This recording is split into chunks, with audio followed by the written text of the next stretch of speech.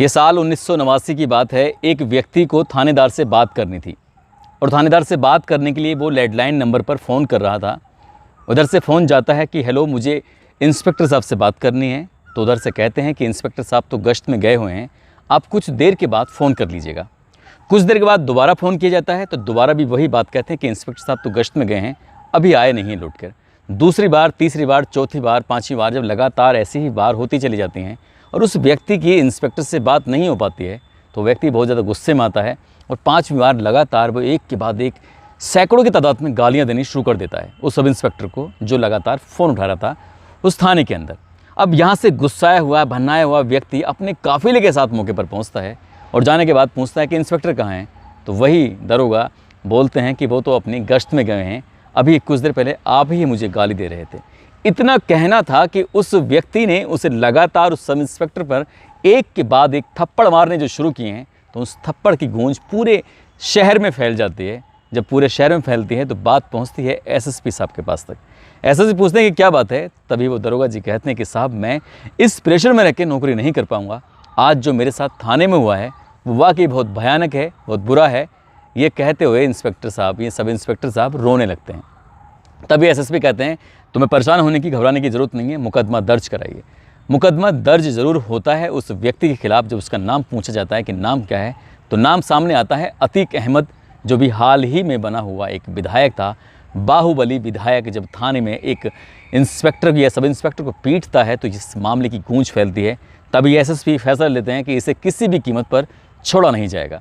अपनी लगभग 10-15 पुलिस वालों के साथ एसएसपी साहब मौके पर पहुंचते हैं उसकी गिरफ्तारी के लिए। जब उसके घर पहुंचते हैं तो वो घर पर मिलता ही नहीं है।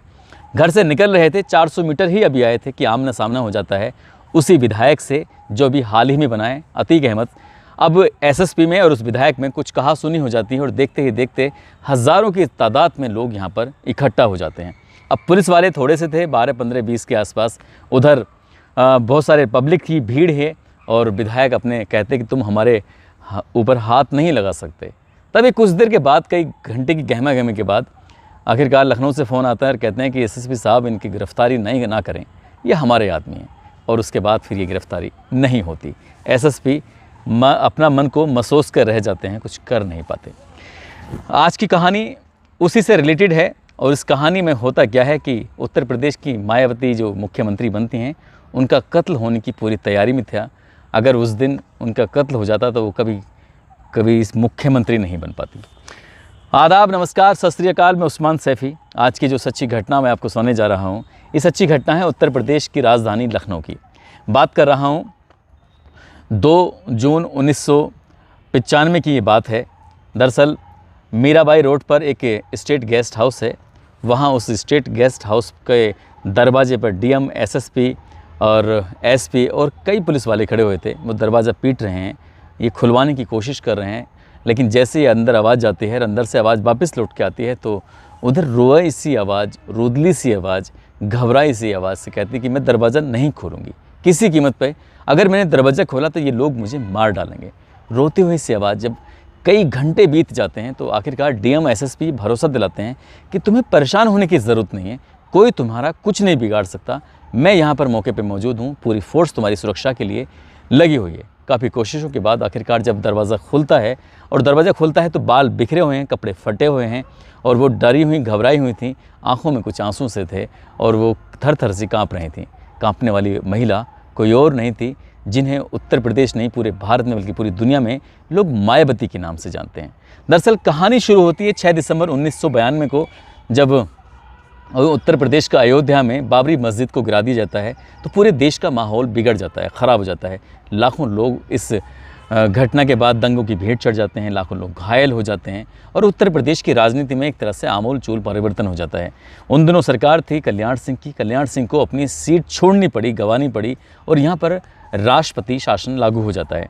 अब राष्ट्रपति शासन लागू होता है, इसी बीच में चुनाव की तैयारी शुरू हो जाती है। एक तरफ तो बीजेपी ने नारा दिया था कि रामलला हम आएंगे, मंदिर वहीं बनाएंगे, और इसी दूसरी तरफ समाजवादी पार्टी और बसपा यानी कि बहुजन समाजवादी पार्टी के संस्थापक कांशी राम आपस में एक पैक्ट करते हैं कि क्यों ना मिलके इलेक्शन लड़ा जाए, क्यों ना हम लोग साथ साथ मिलके सरकार बनाएं, और इसीलिए उन दिनों उत्तर प्रदेश और उत्तराखंड एक ही हुआ करते थे और यहाँ पर सीटें होती थीं विधानसभा की 422 सीटें जो होती थीं उनमें से बंटवारा होता है। समाजवादी पार्टी के हिस्से में आती हैं 256 सीटें और बसपा के हिस्से में आती हैं उस अलायंस के बाद, उस गठबंधन के बाद 164 सीटें। चुनाव होता है और चुनाव में सपा को 109 सीटों पर जीत हासिल होती है और बसपा को 67 सीटों पर जीत हासिल होती है। और जो पहले से तय था कि मुलायम सिंह यादव मुख्यमंत्री बनेंगे अगर उनके विधायक ज़्यादा होते हैं, वही था, वो तय जो होता है। वो पहली बार नहीं, दूसरी बार 4 दिसंबर 1993 को मुलायम सिंह यादव मुख्यमंत्री की शपथ ले लेते हैं और मुख्यमंत्री बन जाते हैं। सब कुछ ठीक चल रहा था जैसे चाह रहे थे, लेकिन विपक्षी और भी लोग दावा कर रहे थे ये गठबंधन ज़्यादा दिन टिक नहीं पाएगा। साल 1993 में ये बनते हैं मुख्यमंत्री और 23 मई 1995 की बात है जब कुछ आपस के मनमुटाव हो जाते हैं, लगातार इधर उधर से कानाफूसी होती है, लगातार शिकायतें आती थीं। तब काशीराम जी लालजी टंडन जी को फ़ोन करते हैं और कहते हैं कि लालजी टंडन जी, हमारे पास जो विधायक हैं और आप अपने विधायक और बाकी हम इधर उधर से कोशिश करेंगे, तो क्यों ना हम आपस में मिलकर नई सरकार का गठन करते हैं। तो अगर आप तैयार हों तो हम चाहते हैं कि मायावती मुख्यमंत्री बन जाए। अब ये बात तय हुई थी तो उन्होंने कहा ठीक है, देखते हैं, जो भी तैयारी है करते हैं। और ये बात आई गई नहीं होती बल्कि इस पर विचार विमर्श होना शुरू हो जाता है। लालजी टंडन से मुलाकात के बाद 1 जून 1995 को मायावती अपने 11 मंत्रियों के साथ प्रदेश के जो राज्यपाल होते हैं मोतीलाल वोरा, उनसे मुलाकात करने के लिए जाती हैं। दरअसल जो मंत्री होते हैं वो सपा और बसपा के जो अलायंस के बाद जो सरकार बनती है तो उसमें 11 मंत्री जो चुने जाते हैं वो बसपा के होते हैं। मायावती के साथ जब जाते हैं तो वो 3 पत्र थमाती हैं। 3 पत्र देते हुए राज्यपाल जी को कहते हैं कि ये लीजिए, और पहले पत्र में हवाला होता है कि सभी तरह के निर्णय लेने के लिए बीएसपी के जो संस्थापक हैं काशीराम जी, वो अधिकृत उनको किया गया है। और दूसरे पत्र में लिखा जाता है कि मुलायम सिंह यादव से हम अपना समर्थन ले रहे हैं और उसके लेने की जो वजह थी उस पत्र में लिखा हुआ था। तीसरा पत्र भी सौंपा जाता है कि अलग अलग दलों के लगभग 200 विधायक हमारे पास हैं और हमारे खुद के 67 विधायक हमारे पास हैं और आप हमें मौका दीजिए और हम अपनी सरकार बनाना चाहते हैं। राज्यपाल ने कहा कि ठीक है, मुझे विचार करने का मौका दीजिए। 1 जून को वो पत्र लेते हैं और वो शांत हो जाते हैं। अगला 2 जून आता है और 2 जून की बात है, मीराबाई रोड पर जो गेस्ट हाउस है, वीआईपी गेस्ट हाउस, वहाँ के कमरा नंबर 2 में ये कॉन्फ्रेंस कर रही थी मायावती अपने विधायकों के साथ। कुछ प्लानिंग में थी, इसी बीच में सूचना मिल जाती है मुलायम सिंह यादव, क्योंकि वो मुख्यमंत्री थे, और इसी बीच में बड़ी संख्या में लोगों ने उस गेस्ट हाउस को चारों तरफ से घेर लिया। नारेबाजी शुरू हो जाती है, बद्दी बद्दी गालियां देने शुरू कर देते हैं और जब बद्दी बद्दी गालियां देनी शुरू कर देते हैं तो हालत इतनी ज़्यादा ख़राब हो जाती है कि अभी कुछ साल पहले ही एक नारा चला था कि मिले मुलायम काशीराम, हवा में हो गए जय श्री राम।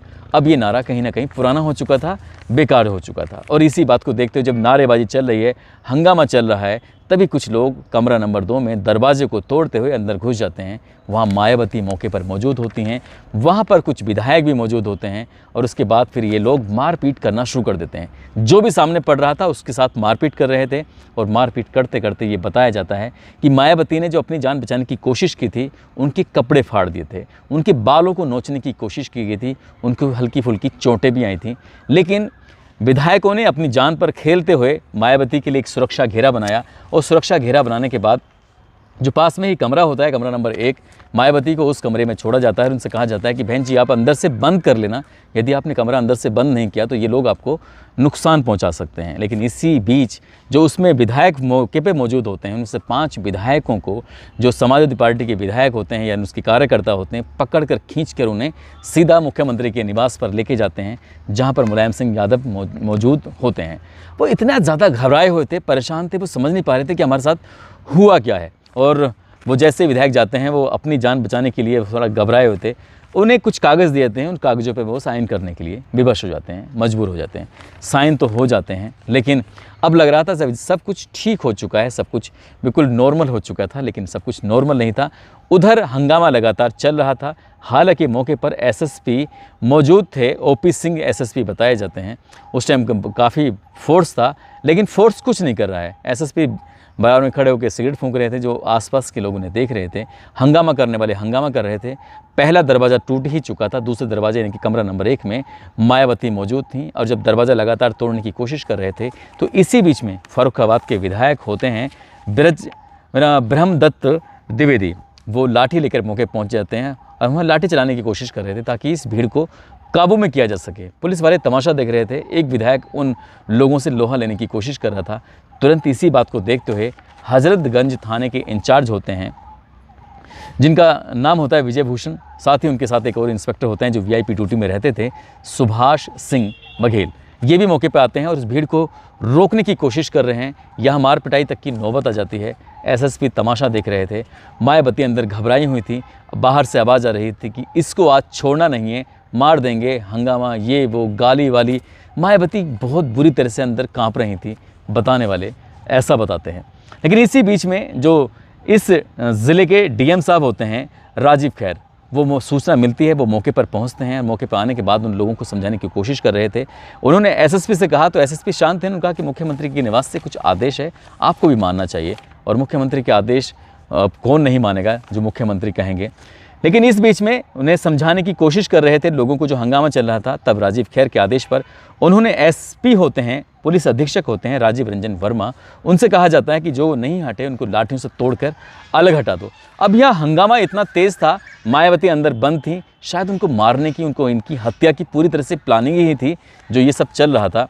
उसके बाद DM साहब ने जब उन्हें खदेड़ना शुरू किया और ये पहले से विधायक कोशिश कर रहे थे, दोस्त इंस्पेक्टर कोशिश कर रहे थे, तब जाकर वो भीड़ छटती है। और भीड़ छटने के बाद कई घंटे बीत जाते हैं। दरवाज़ा खुलवाने की कोशिश की जा रही थी लेकिन वो दरवाज़ा नहीं खुल रहा था। दरवाज़ा क्यों नहीं खुल रहा था? क्योंकि मायावती को लग रहा था कि अब बाहर जो चल रहा है वो उन्हें मार डालेंगे। DM साहब कहते हैं राजीव खैर कि मैडम परेशान होने की ज़रूरत नहीं है, तुम्हारी सुरक्षा के पूरे इंतज़ाम किए गए हैं। वो कहती हैं कि सुरक्षा के इंतजाम तो पहले भी थे लेकिन पुलिस मदद ही नहीं कर रही थी, इसलिए मैं बाहर नहीं आऊँगी। रात के 9:30 बजे के आसपास का वक्त हो चला था। दोपहर 3 बजे से हंगामा चलते चलते मायावती 9:30 बजे के बाद उस कमरे से, उस रूम से बाहर निकलती हैं। सकुशल उन्हें लेके जाया जाता है। मुलायम सिंह यादव अभी मुख्यमंत्री थे ही, अभी वो उनकी सरकार गिरी नहीं थी। रात के जब 11 बजते हैं तो मुलायम सिंह यादव को बहुत ज़्यादा गुस्सा आता है। वो पुलिस वाले जो यहाँ पर मदद कर रहे थे, वो पुलिस वाले जो IAS ऑफिसर होते हैं DM साहब, उनका रात में शायद 11 बजे तबादला कर दिया गया था।